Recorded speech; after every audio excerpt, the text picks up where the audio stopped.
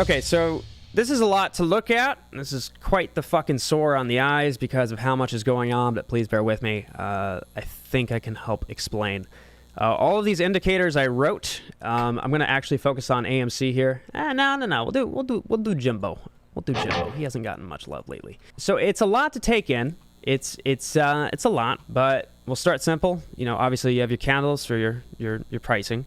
And you see some lines around these candles. And then below that, you see these 3 tabs that also have their own properties to them. So basically what this is doing is this is my attempt at reverse engineering the algorithms that are at play with a more practical approach. You know, we've had the fractal and the cyclical approach for a very long time, and that's very much at play, but it's too rigid. There's too much detail on the micro plane of things that it actually can be a detriment if you fall too much into it. And obviously, you know, we've learned that here. So the way that you can combat that excess detail is by using averages, right? You're taking these aggregates of values and coming up with something from that. So you have a bit more wiggle room in terms of what's really going on, because if you have too much detail, it's hard to match things up, because if one thing is off by a little bit, because of the magnitude of detail you have, it throws everything off and becomes foobar. So what's cool is that there is some mathematics behind this, and there is a mathematical approach, and that is called moving averages. So a moving average is literally just a moving average. You're taking a segment of time of data, so every 10 candles, every 20 candles, and you're calculating a moving average of those. So it's constantly trailing. And so there's different lengths that you can use for this, because what we like to do around here, and this is how a MACD works in case anybody isn't fully aware, if you take 2 moving averages, one of them, call it 10 and the other is 20. So you have a 1-to-2 ratio there.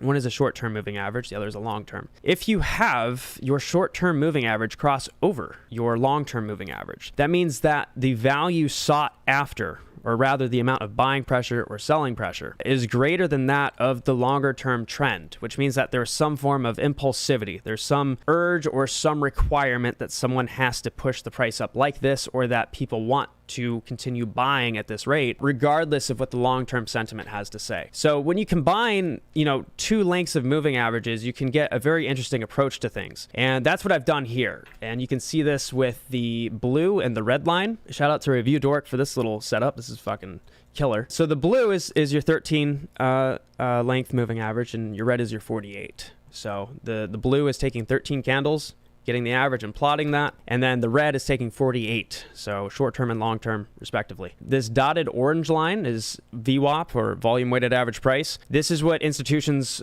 go to in terms of fulfilling orders.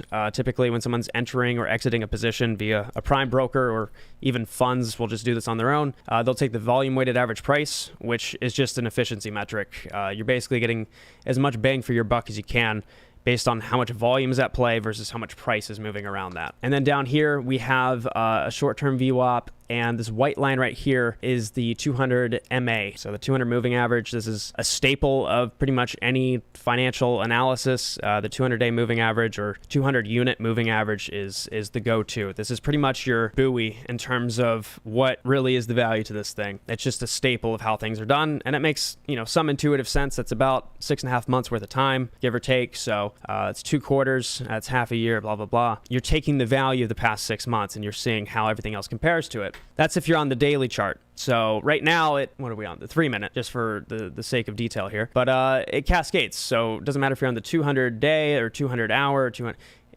it composes the same image, just with a different level of detail. And one last little side note about the indicators that I have up here, especially the ones relating to moving averages, is I found a formula that negates a lot of the noise that is caused by volatility and perhaps market maker spoofing. So it's denoisifying by checking the spreads and comparing them to volume, and it's basically deciding what types of blocks of volume coming in belong to what level of urgency. It's kind of like allocating volume to a particular moving average. And with that, I've been able to really figure out kind of what's at play with whoever is moving this chart around. And on top of that, you know, you have the whole fractal concept, and that noise has to do with those fractals. Okay, so with all that out of the way, let's take today's day of trading, which is February 24th of 22. World War III has started, and we're up 8.5% on the day. It's quite the fucking conundrum. So this next panel that we have, this is called Secret Sauce for now. This is basically a system that I set up to detect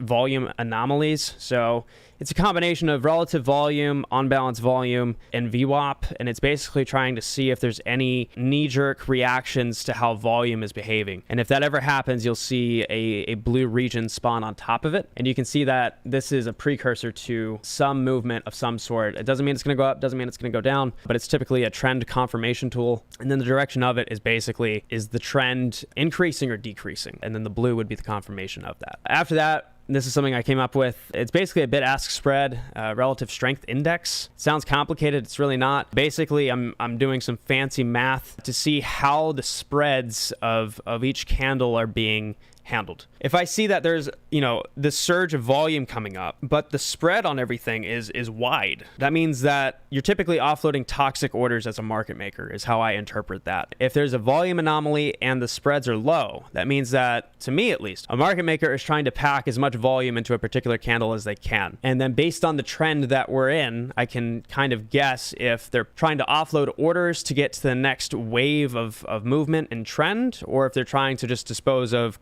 shit orders that just didn't quite make it into the way that they had their projections set up. So in combination with this, I can really get a feel and understanding for what direction things are going. If there's tight spreads and lots of volume, that means that market makers are pretty much having a heyday, and they're trying to keep the trend consistent. But the moment that the spreads go wide, then if I see a lot of volume come in, that means that it's going to get volatile. There's so many different ways that you can interpret it. I'm glad I came up with it. It's fucking brilliant. And then down here we have what I call fractal impulsivity, and this is basically the tendency for fractals, or these repeating megaphoning, shout out to BAM, patterns, and how privy they are to becoming sporadic. And typically the higher this goes, the more likely that you'll have a new pattern form, which typically includes a new trend. So with that all out of the way, there's a lot that you can use to interpret this. There's a lot of tools and metrics that I have at play here. I will be making all these public eventually, but I'm keeping it private until I fine tune and debug to my heart's content, so probably never. But if you're interested in getting them, let me know. I might be able to help you out. Okay, so I'm actually going to get rid of this fractal impulsivity. It's pretty, straightforward. You could tell that at the beginning of the day, things were pretty high, and then we confirmed this rising wedge, ascending triangle, whatever you want to call it. And when we did that, you can see that the fractal impulsivity declined significantly. And then you can see that it just started building another giant ascending wedge as time went on. And this is exactly what would be expected. If the impulsivity is going down, that means that it's going to keep building that pattern. And that's exactly what it did. So we're going to get rid of this. So pretty much the whole entire day we were going up, and AMC and GameStop's charts are nearly identical. So everything you see here is pretty much what AMC was doing as well as like these key crossovers and key convergences that you're about to see and have explained to you. We climbed immediately up VWAP, or above VWAP, which is the orange dotted line. And what this means, typically, the way that I interpret this is whoever is buying, whoever's pushing this price up, has no regard for efficiency. They're not trying to save any money here. They have some form of urgency that is prompting them to buy at the rate that they are. So much so that it's pushing the price up, and in complete disregard of what is considered to be kosher, if you will. Are you really saving money if you're not fucking buying at VWAP? And we found ourselves way above our 48 EMA.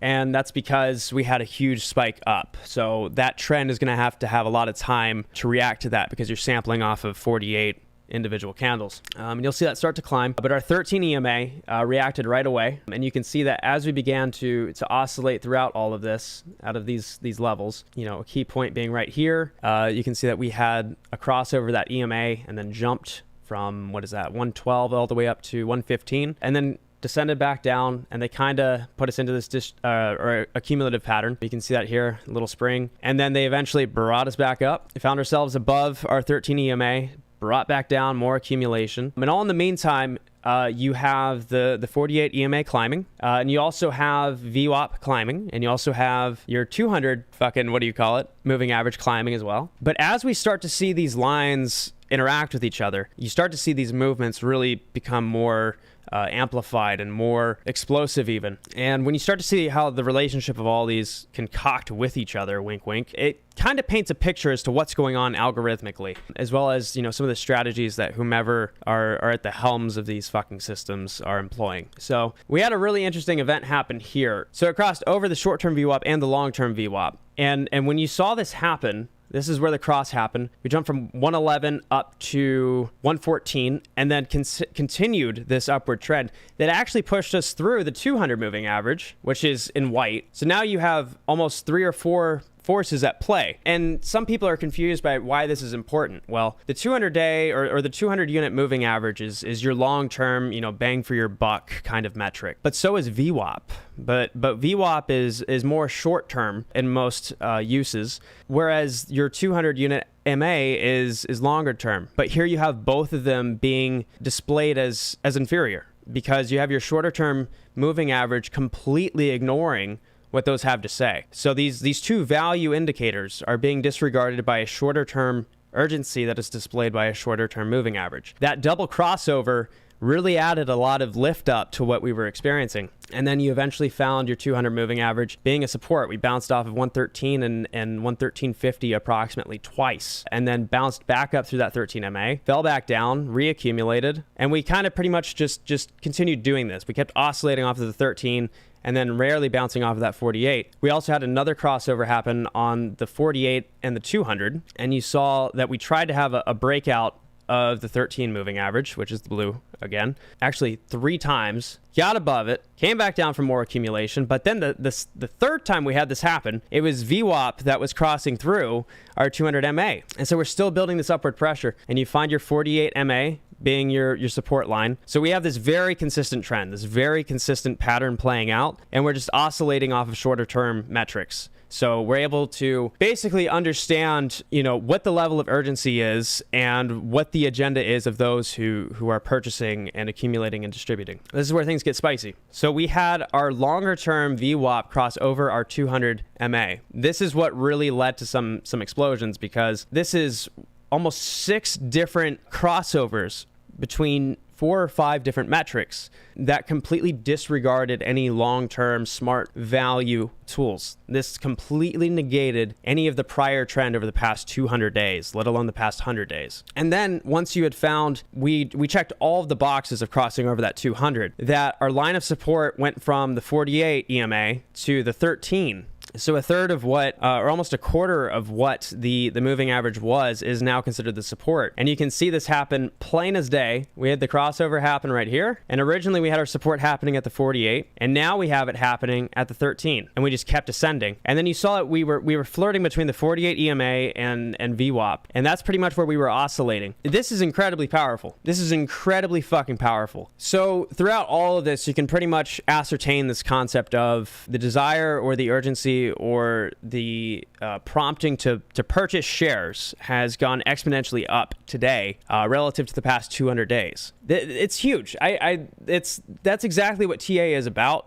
People have conflated TA with being an excuse for what's going on, like manipulation can't be tracked with it. It's pretty much just a very simple layman way to do math. Instead of coming up with these intricate, overly complex ways of navigating data, you can pretty much just simply do this. A trend line is your slope. That's literally what it is, y equals mx plus b. Instead of trying to figure out and brute force whatever your slope is and calculate a derivative and then blah, blah, blah, you can literally just draw a trend line. And now you have, your average rate of change to some extent, and then you can take the derivative of that and then find your true rate of change. And so that's what TA is accomplishing, and your moving averages are a way to further emphasize those details and figure out where trends are headed short and long term and medium term. So this is a huge, huge, huge development here. I'm going to open source one of these just to kind of help people get moving if they're interested in joining along with this. But put simply, this is a way to take the first steps into reverse engineering what's going on. The spreads, the volume, that's all a huge factor. It all comes down to efficiency. So this video went way longer than I expected. Thank you so much for watching. I'm gonna go fuck off. Later.